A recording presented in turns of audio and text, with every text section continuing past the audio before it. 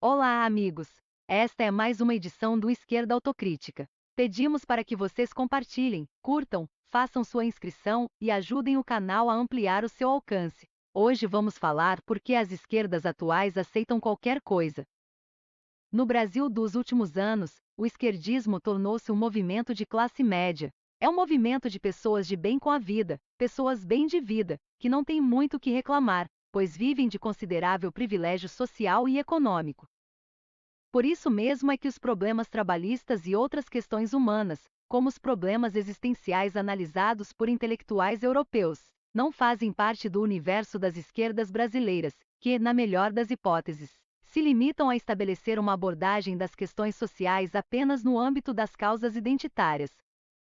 Diferente dos movimentos sindicais, as esquerdas brasileiras dominadas pela classe média, composta de professores, artistas, dirigentes sociais e outros agentes da chamada elite liberal progressista, não priorizam a qualidade de vida das classes populares. Sua prioridade está na forma como entendem a liberdade humana, voltada para o prazer como princípio do hedonismo que move a defesa das causas identitárias. Liberdade sexual, liberdade de consumir produtos, liberdade de curtição, liberdade de fé religiosa, liberdade de entretenimento, liberdade até de consumir drogas lícitas e ilícitas. Essa é a prioridade das esquerdas brasileiras, mais próximas da imagem banalizada da sociedade hippie de Woodstock do que dos antigos socialistas da União Soviética e de Cuba. A classe média de esquerda, definida pelo sociólogo Gessé Souza como classe média de Oslo, em comparação ao nível de progresso humano existente nos países escandinavos, não tem a mesma preocupação com a qualidade de vida que tem o povo pobre. O povo pobre precisa ter comida na mesa, contas pagas em dia, não tem o conforto da classe média que pouco se importa se um homem negro e pobre vai receber um vestido e um kit de maquiagem no lugar de uma cesta de alimentos.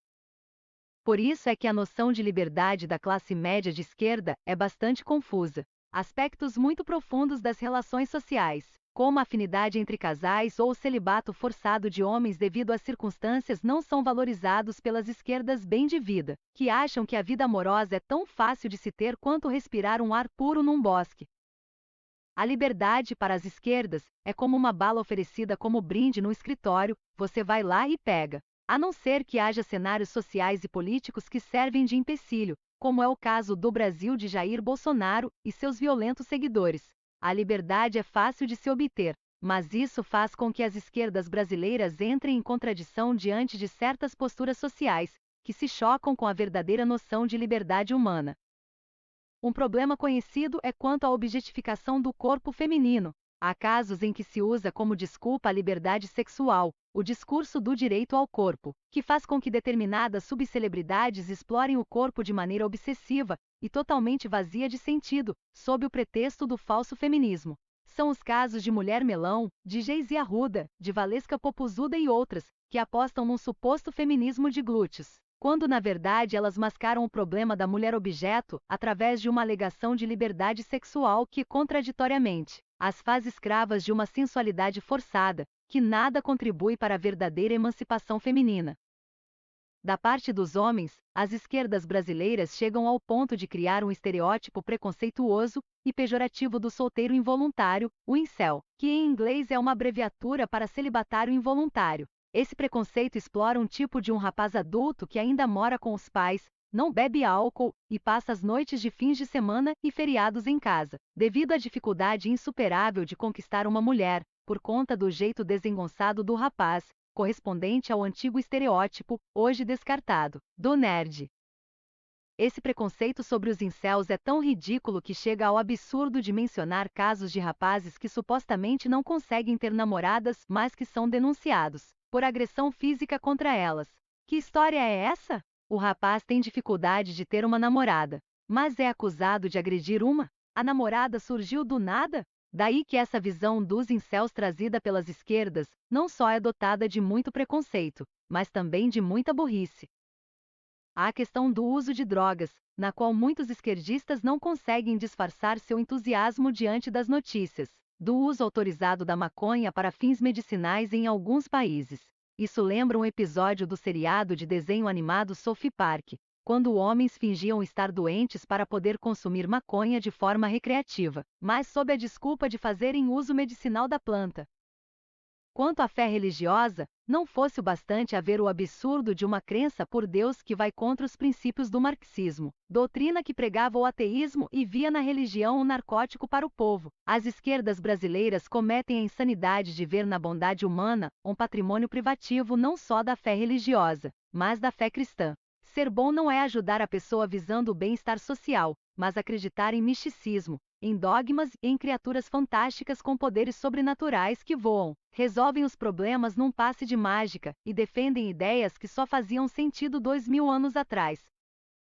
Essa estranha religiosidade nas esquerdas brasileiras chega a níveis aberrantes, como cultuar o médium da peruca, que foi uma das pessoas que mais defenderam o poder opressor da ditadura militar. Essa defesa ao médium de Uberaba, comparável também a uma beata católica de Calcutá na Índia, revela uma compreensão estúpida das esquerdas sobre o conceito de bondade e caridade humana, presa a valores ultraconservadores e que, contraditoriamente, se vale pela manutenção do sofrimento humano e pela precária concessão de donativos, que só servem para tornar a miséria menos dolorosa, sem trazer um pingo de dignidade para as pessoas que sofrem desse mal. A coisa se torna tão patética que as esquerdas brasileiras, que tanto se empenharam para rejeitar e combater as fake news, aceitam com passividade bovina obras falsamente mediúnicas, mensagens fake que ostentam nomes de pessoas mortas para fazer propaganda religiosa, sem no entanto trazer algum dado confiável que indicasse que foram realmente esses mortos que fizeram tais mensagens. De Humberto de Campos a Domingos Montagnier, passando por Getúlio Vargas, Raul Seixas e Hebe Camargo, mas também incluindo nomes de pessoas comuns.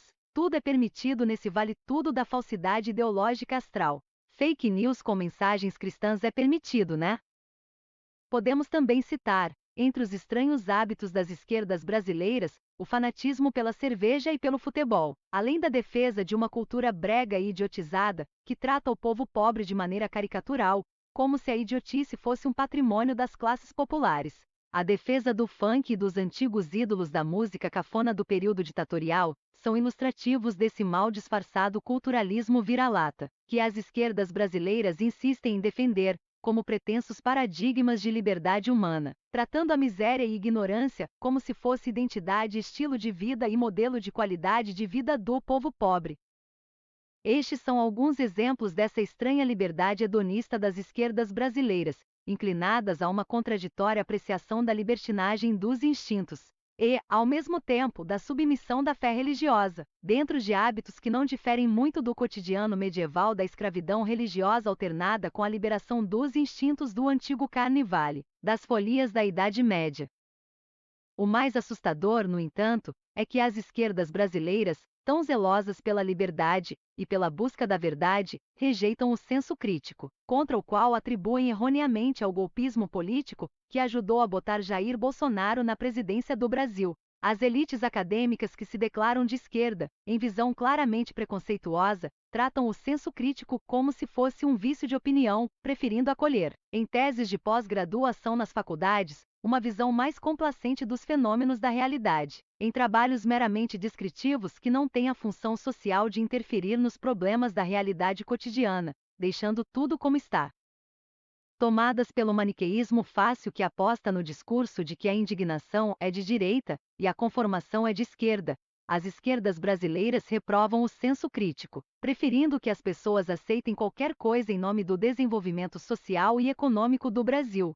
Ver que algo está errado é proibido. O ideal é deixar tudo como está, deixar a realidade ir ao sabor do vento, ficar calado, sorrir e estar de acordo. Se algo está errado, se joga tudo debaixo do tapete. Vamos esquecer os problemas, as contradições e aceitar tudo, porque liberdade é deixar os absurdos fluírem, a pretexto de um Brasil supostamente melhor. Deixe tudo como está, porque amanhã tudo melhora.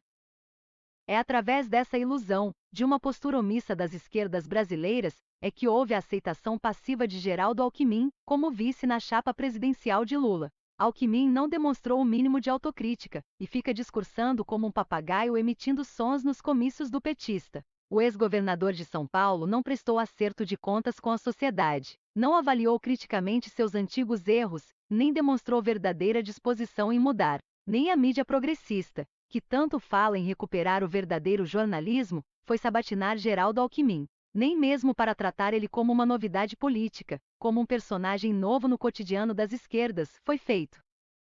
Por essas e outras é que as esquerdas brasileiras cometem o sério erro de defender uma liberdade cheia de contradições, bem menos livre do que parece, e por isso também não quer que se questionem erros e absurdos diversos. O ideal é aceitar tudo, para obter vantagem a qualquer preço. Ver que algo está errado atrapalha o esquema das conveniências e dos interesses em jogo. Por isso, nada de senso crítico. Todo mundo calado, sorrindo, esquecendo os problemas, sem questionar os absurdos e contradições. Fiquemos em silêncio, com a ilusão de que um homem invisível que ninguém sabe como é nem como vive chamado Deus, vai resolver tudo no universo, enquanto nosso super-presidente Lula vai resolver os problemas e absurdos no Brasil.